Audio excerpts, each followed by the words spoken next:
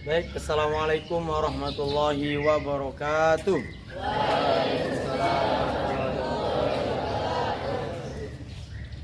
Alhamdulillahirabbil alamin. Wassalatu wassalamu ala asyrafil anbiya'i wal mursalin wa ala alihi wa sahbihi ajma'in. Amma ba'du. Kaif halukum? Suara kedengaran enggak? Enggak kedengaran ya? Enggak ada mic sih.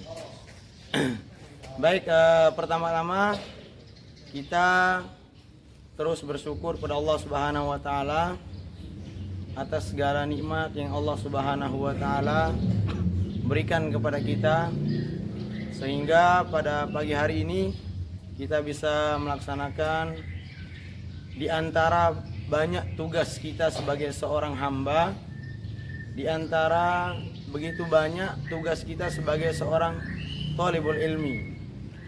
Pada hari ini kita dimudahkan oleh Allah untuk terus mencari ilmu supaya kita menjadi hamba-hambanya yang berkualitas. Karena tanpa ilmu kita tidak bisa ngapa-ngapain. Kita nggak bisa berbuat apa. Ya, kalau kita menginginkan akhirat harus dengan ilmu. Begitu juga ketika kita menginginkan dunia harus juga dengan ilmu. Maka alhamdulillah sekali lagi kita bersyukur pada Allah Subhanahu wa taala atas nikmat yang luar biasa ini Allah Subhanahu wa taala berikan kepada kita. Salawat serta salam semoga senantiasa tercurahkan kepada Rasulullah sallallahu alaihi wasallam, suri tauladan kita yang mengajarkan kepada kita tentang semua kebaikan. Tidak ada kebaikan sedikit dan sekecil apapun yang belum diajarkan. Tinggal bagaimana sekarang kita mencari dan kita mengamalkan apa yang sudah diajarkan oleh Rasulullah SAW. Semoga kita termasuk hambanya, semoga kita termasuk umatnya yang mendapatkan syafaatnya nanti di yaumul akhir. Amin ya rabbal alamin. Baik, anak-anak sekalian yang insyaallah dimuliakan Allah Subhanahu wa taala, pada kesempatan ini izinkan Ustadz untuk menyampaikan sedikit ilmu yang insyaallah yang dimana ilmu ini sangat bermanfaat sekali dan ini merupakan warisan daripada Rasulullah Sallallahu Alaihi Wasallam. Sebelumnya Ustadz mau tanya, kalian pengen jadi orang cerdas?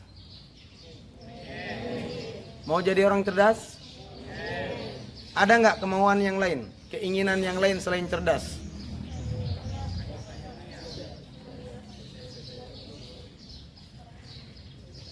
Nggak ada yang bilang pengen jadi orang yang soleh?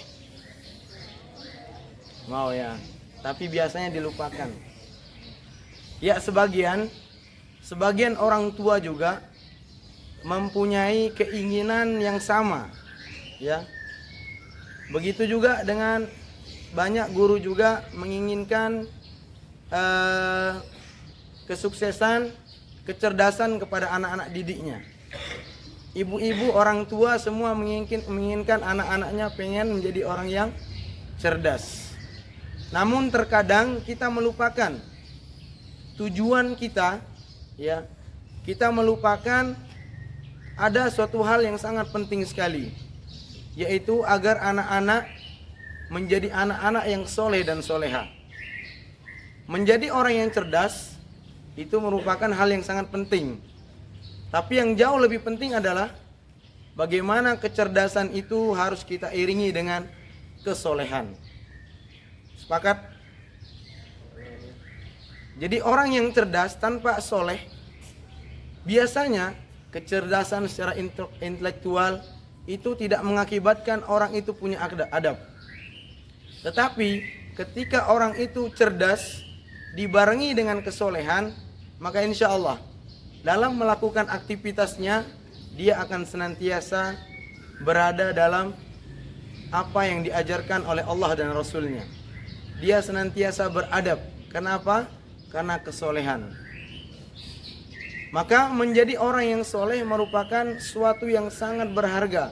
Bahkan ya, orang nanti ketika sudah berada di akhirat, ya, ada sebuah penyesalan yang dimana salah satu penyesalannya adalah pengen balik ke dunia, mau menjadi orang yang soleh.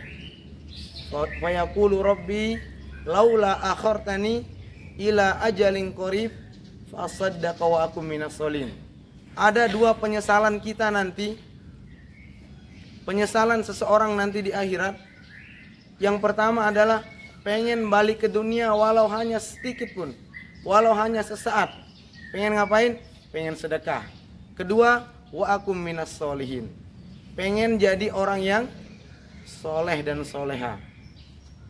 Ketika seseorang menjadi orang yang soleh dan soleha, maka dia akan menjadikan keseharian selama 24 jam itu bernilai ibadah si Allah Subhanahu wa taala. Dia tidak menyia-nyiakan waktunya, tidak menyia-nyiakan amalannya, tidak menyia-nyiakan aktivitasnya agar tidak bermanfaat. Jadi dia senantiasa menjadikan aktivitasnya harus bernilai pahala di sisi Allah Subhanahu wa taala. Itu orang yang soleh. Maka oleh karena itu, tugas kita hidup dunia untuk apa? Apa tugas kita di sini? Untuk beribadah kepada Allah Subhanahu wa taala. Ingat, tugas kita di dunia ini untuk ibadah. Jadi sekali lagi, semua kegiatan yang kita lakukan harus bernilai pahala, harus bernilai ibadah di sisi Allah Subhanahu wa taala. Terus boleh nggak main-main? Boleh nggak bermain? Boleh dong, siapa bilang nggak boleh? Kan kita harus butuh mainan juga, ya nggak? Ya kan? Nah, tapi mainan, hiburan itu harus mendatangkan ridho dan cinta dari Allah Subhanahu wa taala. Ya. Itulah makna daripada ibadah, ya. Jadi ibadah itu adalah ismul jami' likulli ma yuhibbullah wa yarda minal aqwal wal a'mal al batinah wa zahirah. Jadi ibadah itu adalah segala sesuatu atau sebuah istilah yang dapat mengantarkan seseorang dicintai oleh Allah Subhanahu wa taala dan diridhoi oleh Allah, baik itu yang zahir maupun yang batin, itu adalah ibadah. Berarti ibadah itu tidak hanya sekedar sholat, tidak hanya sekedar puasa, tidak hanya sekedar zakat dan lain sebagainya. Tapi ada amalan-amalan yang bersifat biasa saja, itu akan bisa menjadi sebuah ibadah. Contoh misalnya, olahraga, ada anjuran nggak? Ada perintah nggak? Ada? Ada, ya. Tapi olahraga secara umum kan, main bola misalkan. Main bola dilarang nggak? Nggak ada larangan kan? Nggak ada larangan. Main voli boleh-boleh saja. Bisa nggak kita jadikan olahraga ini, main bola ini sebagai ibadah? Bisa, ya. Kenapa? Bagaimana cara kita menjadikan main bola itu, main voli, main badminton itu bisa bernilai ibadah? Ya, gimana? Harus kita awali dengan niat kita dulu, ya. Untuk apa kita olahraga? Kira-kira saya olahraga ini tambah malas atau bagaimana? Kalau olahraga ini kita niatkan supaya kita menjadi orang yang kuat, sehat badan kita, supaya kita ibadahnya tenang, nggak sakit-sakitan. Karena kalau kita sakit, ya biasanya ibadah kita akan terganggu, ya nggak? Ya. Maka oleh karena itu, olahraga itu harus kita jadikan niat kita untuk menjadi orang yang kuat. Karena Rasulullah SAW mengatakan, al-mu'minul qawiyyu khairun wa ahabba ilallah min mu'minin dhaif fi kulli khair. Ya. Jadi orang yang mukmin yang kuat, seorang yang kuat itu lebih Allah cintai daripada seorang yang lemah. Ya, seorang yang lemah dalam segala sesuatu, dalam segala hal. Maka kita harus menjadi orang yang kuat. Oleh karena itu, ibadah ini agar menjadi ibadah yang sempurna harus kita topang dengan 3 hal. Yang pertama ada namanya al-mahabbah, yang kedua ada namanya al-khauf, yang ketiga ada namanya ar-roja. Apa yang pertama? Al-mahabbah, ya. Apa arti al-mahabbah? Cinta. Jadi ibadah yang kita lakukan, amal yang kita lakukan harus kita dasari dengan cinta. Kalau kita sudah mencintai amalan tersebut, maka kalau kita ketinggalan, kita akan merasa rugi. Ya enggak? Nah, Ustadz sering tanya, matematika sulit? Gampang ya? Karena sudah cintai kan? Ya. Siapa yang ngajar matematika? Cintai matematika ya. Cintai juga gurunya. Gitu. Sayangi maksudnya. Ya Bu ya. Ya, jadi sesuatu kalau kita awali dengan cinta, maka akan menghadirkan pengorbanan. Ya enggak?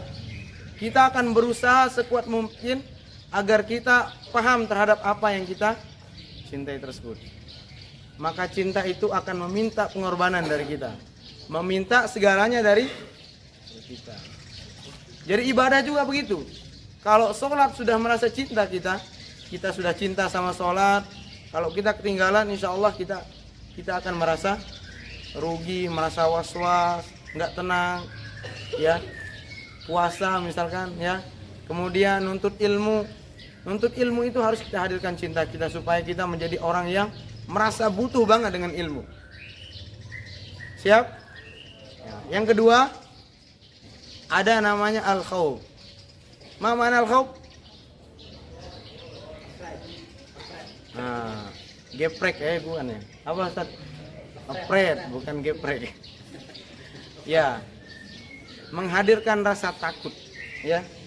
Penting bagi kita, bagi setiap insan yang hidup di dunia ini untuk mencapai ketakwaan, untuk mencapai ibadah yang maksimal kepada Allah, harus kita hadirkan rasa takut, ya. Kalau sudah ada rasa takut ini, kita akan nggak berani kita melakukan perbuatan yang buruk.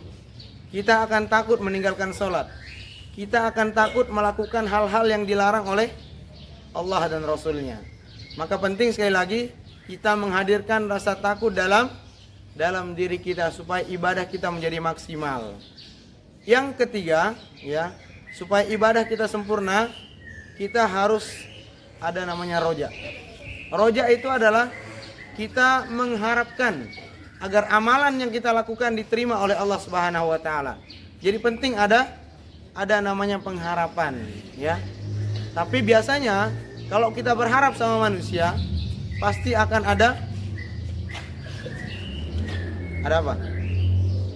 Kalau kita berharap sama manusia, pasti ada kekecewaan. Ya enggak? Karena sifat manusia itu enggak pasti. Ya, maka kita harus berharap sama Allah Subhanahu wa taala.